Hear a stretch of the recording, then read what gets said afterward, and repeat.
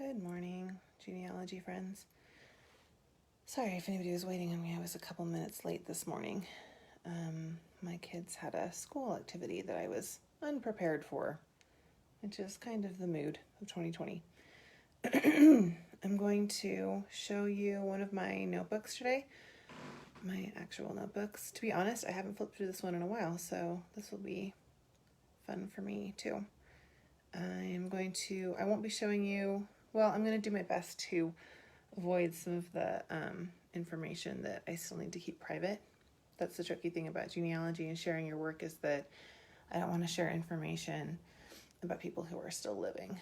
But I put this book together about a year ago, and then I haven't actually done that much work with it. It's so funny to spend so much time on one part of your family and then put it down and walk away and come back, because it's sort of like, I don't know, reconnecting with old friends.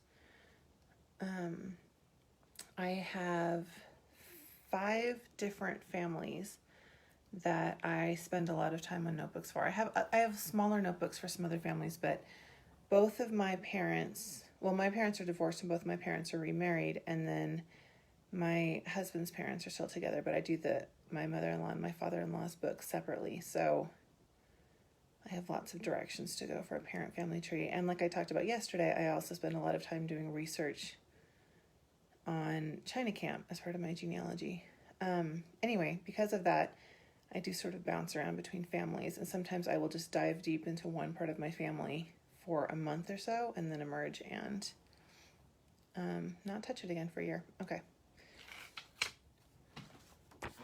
So this is one of my books. So funny fact about, hi, can you focus? No? What if yeah, there we go. So I actually don't have tabs on this book. I don't know if you've seen my other ones. I've got tabs on them with the ancestor name. I wanted tabs that matched this pretty blue color, and I ordered some a while ago, and when they came, they were the wrong blue, so I sent them back. And then I just realized I was gonna try to find some gold ones or something, and I never found them, so. Okay, so I've got the index. I'll just,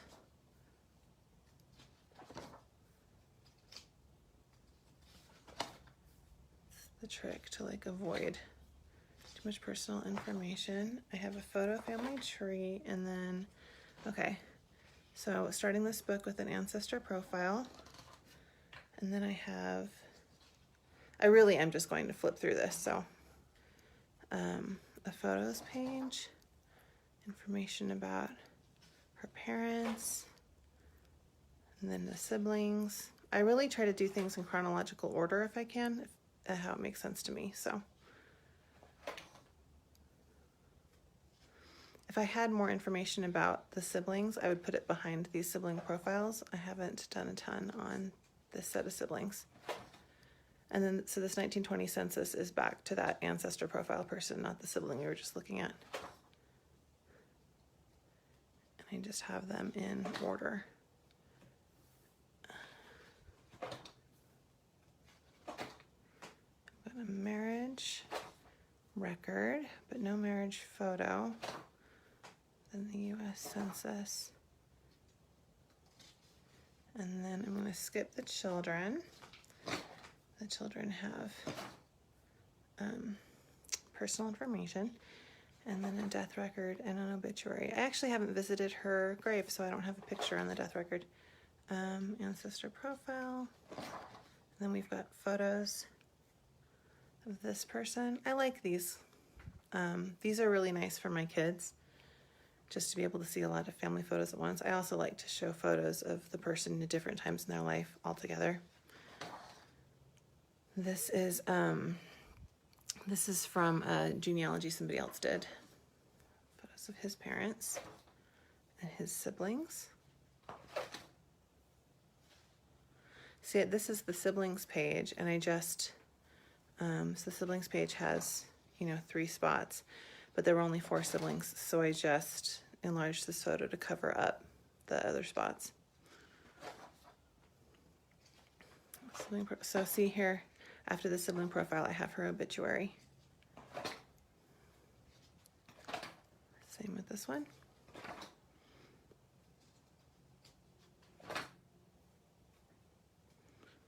Some of these sibling areas. I mean, you might see that in this book, but sometimes the little mini sibling chapters inside of a chapter can get kind of thick. Oh, hey Chelsea, good. Yeah, I hate having empty spaces if I don't have to. Okay, and then these are half siblings. There are quite a few half siblings, and I don't have photos of all of them.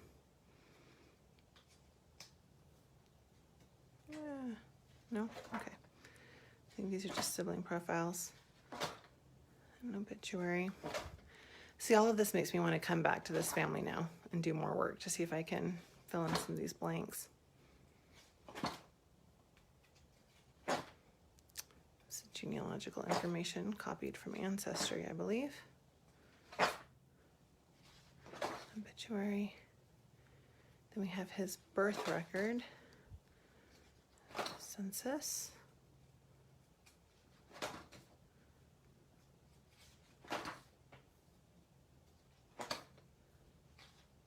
Marriage record. Again, so this marriage record was in that previous chapter because it's the two ancestors were married, but I do always copy it because I want everybody to have a complete set of their own records, chapter by chapter. Then we've got a residence record of somewhere they used to live with the photo from Google Photos, and a death record. And then we go to the next generation. So see, this is where I would normally have a tab, so it'd be easier to flip through. I'm really kind of bugged now that I don't have tabs. Okay, so census for this person. Sorry, those pages were stuck together. I had that census page, but I didn't want to fight with it. Death record, and then this is, somebody posted the text of the obituary, but I didn't have the actual obituary, so that's what's in the notes. I think it's one of those, I only have the limited newspaper subscription right now. I feel like everything I want is on the Publishers Pro one. Just so frustrating. I pay for it sometimes, but it's uneven. It depends on how much time I have to actually do my own research. So this page is all about family reunions for the whole Morehart family. So it's not specifically this ancestor, but I wasn't sure where else to put these interesting articles about the Morehart family and the fact that like he did attend with his nuclear family. That's what the highlighted parts are. So they ended up in his chapter. And then just little social clips where he ended up in the paper. An obituary.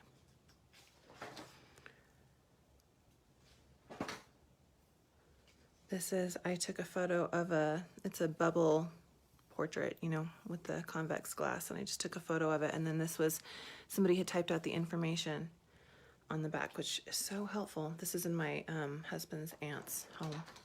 And this bubble glass portrait was hanging in my husband's parents' home with all of this information on the back of it. And one day I was walking by and I was like, hey, who are these people in the photo? Nobody knew. So husband had lived with this portrait in his life, his entire life. And he looked at it like he'd never seen it before. He was like, I don't know, is that just a decoration? And no, it's his entire family with this fantastic genealogical information taped to the back. So like, see, it's good you married me. Okay, this person had quite a few siblings. So I have a sibling page here, followed by sibling profiles because there's a different mother. So that's why you're gonna see the siblings are weirdly divided. See, then okay, so I had siblings with one mother, I had the sibling page with the one mother, and then the sibling profiles individually. And now these are the siblings from the other mother. So that's why it's kind of interrupted like that. And most of these photos came from that portrait that nobody had ever really looked at.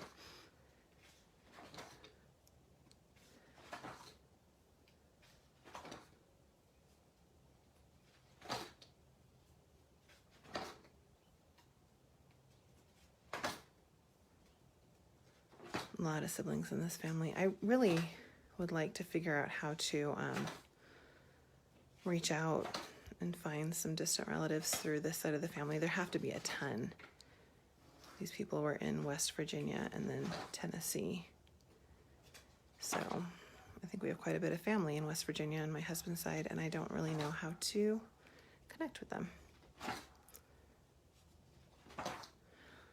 A lot of these photos, like this photo were sourced from Ancestry. Here's an interesting thing we don't really talk about. I don't credit another person like on Ancestry in my books.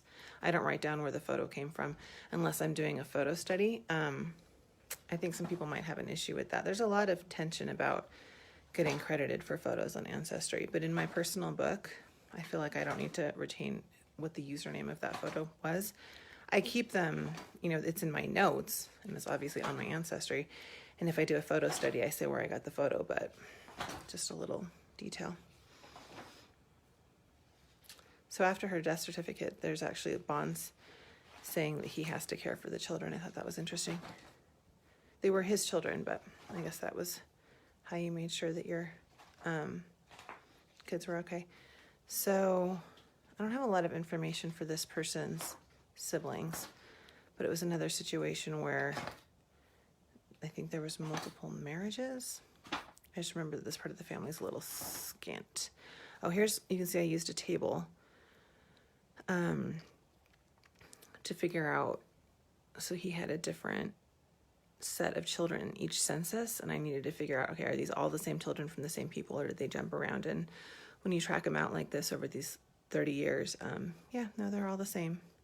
They just were different ages. There's something about his death. And we've gone up another generation. Here's another table. You can see I've tracked here. His death is indicated because he's listed as a widow. How do I know that? I don't remember, but anyway, it's too bad. The tables are like never quite big enough. Children.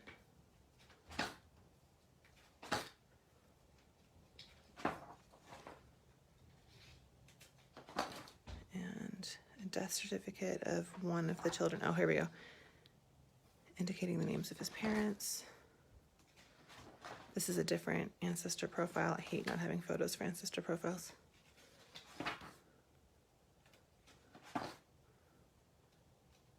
Those photos are from Family Search, I remember that. Social papers, newspaper clips. Another table showing his children.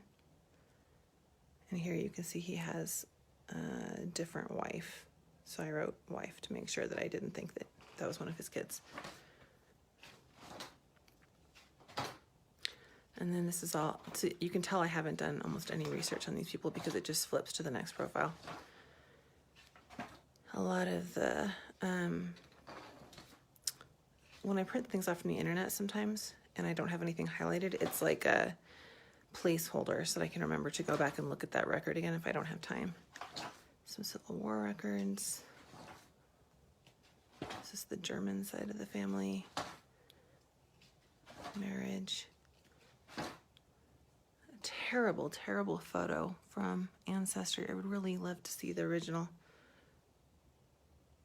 Jeannie, yes. So after Jeannie just posted and said she wondered if she could see this from the beginning since this just how this was live. After I'm done being live, I will save it and repost it, and you can just watch it like a regular video. So you're fine. You could even tune out if you don't want to, spoiler alert, you're going to see the end. What was that table I saw flipping by? I have no idea. I'll go back a couple pages, but I really don't know. Okay. This is Civil War stuff. Ancestor profile. These are just things from different records. Sorry, it was probably before this. Okay, I'm just gonna move on. These are people that I need to do more research on. Man, look at me, a genealogist. It's because back here, some of the family was like, I had a lot of records and it was really interesting, and then other people I just haven't gotten to. Not that they're not interesting, but we're back into the 1700s now. A lot of this is from family histories or books. These people happen to be slightly locally famous in Ohio because they had a mill that you can still visit. So there was more information about them. These are posts from another genealogy board. I had to do screenshots to capture everything. And then this is if you're in Ohio at all, the old rock mill in Lancaster, they built it. And so you can still go and see it. I've actually never seen it. It's so frustrating because I went to law school in Columbus, which is an hour away from this place tops, but I wasn't doing my husband's genealogy yet because we didn't get married until after I finished law school. And then right after we got married, we moved here. There's all these places in Ohio now that I'm like, we've never been to this cemetery. We've never been to this mill. And they were all within an hour of where we lived. And my husband just had no interest in family history and didn't know. He had no idea he was related to a mill. Yeah, I love oval bubble glass portraits. Sorry, I'm responding to Glenda's comment that she said that there's the date and time of her death on the back of the portraits. People really I swear, sometimes I feel like people back then cared more about their family history than people do today. It's all just stuff about the mill. Gotta go here. I was supposed to go here this past summer, but we weren't traveling. And then we are back into the boonies as far as the years, because we're still in the 1700s. A lot of this stuff is just me copying things now from other people's genealogies. There's not a ton of my own research here. But it is nice. This is going to sound terrible, but it's nice that all of my husband's relatives are white people versus my side, which is all mixed up, because white people have records forever in America. What is the weight of the paper I'm using? Do I know that off the top of my head? I don't know off the top of my head, but it's on. I will find your comment later and reply to it. I have a whole post about it on Family Tree Notebooks. It's called which paper and inks to use. I know that I started with 32-pound paper, but I think I went down to the next step and it was still fine. But I use thick, bright white paper because it makes the images show up so much more nicely. But I will respond to your comment. And then here you can see I've just got more screenshots from ancestry boards. We're almost coming to the end. And then a family history. This stuff I need to verify. This is the kind of thing where family history was written by a family member and then you look at it and you're like, I don't think that that's true. But okay, that was the end of the book. I hope that was helpful, not too boring. Like I said, I have a few books, so we could do that again sometime. But anyway, that's all I'm going to do today. Have a lovely Thursday, and I'll talk to you guys later.